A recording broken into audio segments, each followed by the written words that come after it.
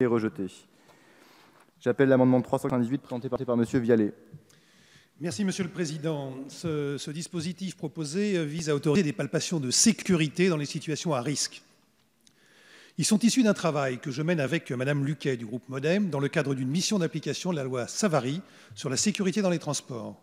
C'est après en avoir parlé avec des agents sur le terrain que ceux-ci nous ont présenté des évolutions de la loi qu'ils jugeaient nécessaires et il est évident que leurs demandes relèvent du bon sens.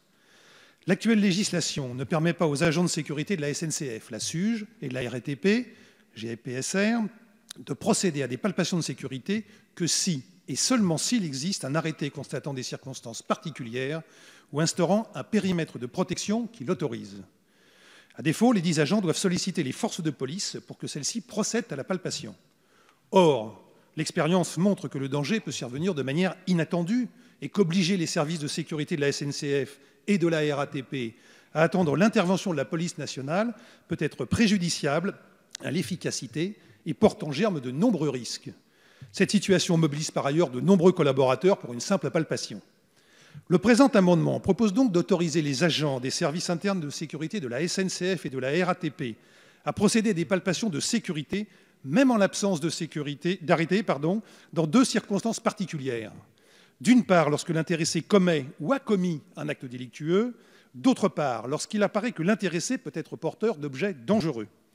Considérant que ces agents sont bien formés, j'ai pu le vérifier moi-même lors de ces travaux menés avec Madame Luquet, que la situation est à risque et que garder une personne potentiellement armée jusqu'à l'arrivée de la police augmente grandement les risques que la situation dégénère, cette autorisation de procéder sans le consentement de l'intéressé semble importante et relever d'un évident bon sens.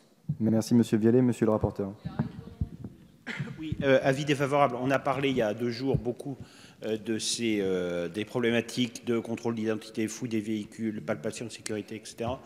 Je crois le gouvernement s'est engagé au début de l'année prochaine de lancer un grand chantier de réforme de la procédure pénale et je pense que votre amendement pourrait être utilement discuté dans le cadre de ce projet de loi à venir. Donc avis défavorable. Merci Madame la Ministre. Je confirme ce que le rapporteur vient de dire. Avis défavorable. Donc sur cet amendement numéro 398, qui vote pour? Qui vote contre? Il est rejeté. Amendement numéro 399. C'est un amendement de repli, Monsieur le Président, qui vise à requérir l'accord de l'intéressé pour procéder aux dites palpations. Je ne reviens pas sur l'intérêt du sujet et le bon sens qu'il y aurait à le voter. Donc, favorable. Avis défavorable. Madame la Ministre. Même avis. Je prends l'intervention sur l'amendement numéro 399 qui a fait l'objet d'avis défavorable. Qui vote pour? Qui vote contre? Il est rejeté. Amendement numéro 400, Monsieur Vialet. Alors 400 et je rapporterai pour les 400, 401 et 402 parce que tous concourent à l'obligation de posséder un titre d'identité pour les usagers des transports collectifs. En effet, l'actuelle rédaction du Code des transports prévoit que seuls les usagers des transports collectifs terrestres ne disposant pas d'un titre de transport sont tenus d'être porteurs d'un titre d'identité. Ainsi, les usagers qui commettent d'autres infractions, parfois plus graves, des dégradations, graffitis et autres violences, ne sont pas soumis à cette obligation. Cette rédaction, vous en conviendrez, est un peu ubuesque et les 3 amendements que je propose visent à remédier à cette situation. Au-delà, les transports publics terrestres sont des lieux d'insécurité potentielle et parfois réels. Ils peuvent être le théâtre de violences pouvant aller jusqu'à l'attentat. Mais ces transports servent aussi au déplacement des malfaiteurs ainsi que des terroristes qui préparent une mauvaise action. Nous l'avons déjà observé malheureusement.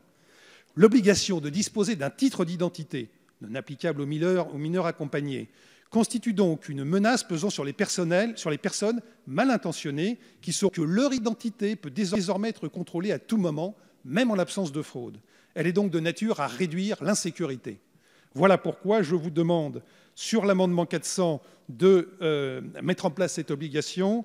401 prévoit une sanction en cas de violation avec une contravention de première classe et 402 prévoit que cette sanction s'applique aussi à ceux qui refuseraient de présenter leur petit papier d'identité.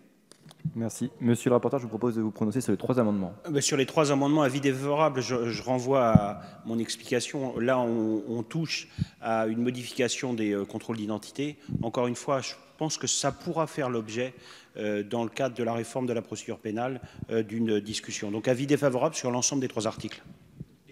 Madame la Ministre. Même avis. Très bien. Donc, je mets aux voix D'abord l'amendement numéro 400. Qui vote pour?